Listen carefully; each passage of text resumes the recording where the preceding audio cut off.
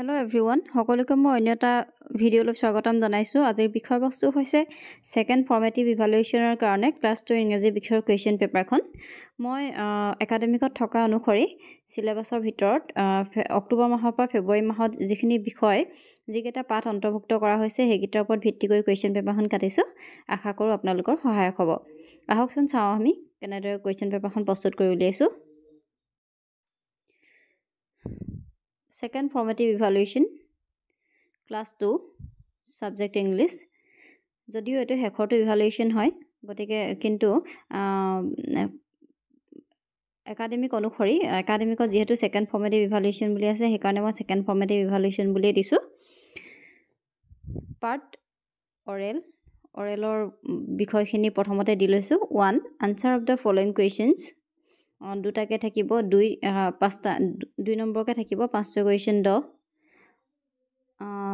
A do you exercise regularly যেহেতু হেতু খুধা question হয় গতিকে যিমান পাৰো শৰ্টকে দিবলৈ চেষ্টা কৰিছো। B who shouted for help, who is wearing a shawl, what is your favorite festival, what is the main festival of Assam। তাৰপিছত 2 দিছো recite the poem ৰলিপলি হেতৰ কিতাপতে আছে ৰলিপলি কবিতাটো হেতক মাতিবলৈ আমি দিব পাৰো। Part 2 written write rhyming words from the box given below 5 number থাকিব up run down clock mouse food এইটা cup fan town house good।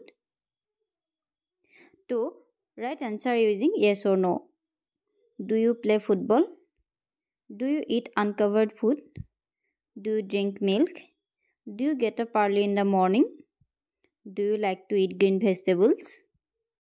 3 fill in the blanks with dr br fr or tr এটো হ'ব drum drum ead ock ain ee 5 number থাকিব। তাৰপিছত write down the names of the week, write 4 food items made during bihu, match the sentences with the time shown in the clocks হেতু থাকিব 4 number. তেনেদৰে ঘড়ী কিটা থাকিব আৰু হিয়তি কিটা মিলাব লাগিব।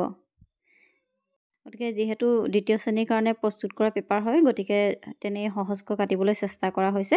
আপোনালোকে যদি আৰু কিবা এড কৰিব বিচাৰিছে তেতিয়াহলে এড কৰি ল'ব। Thank U.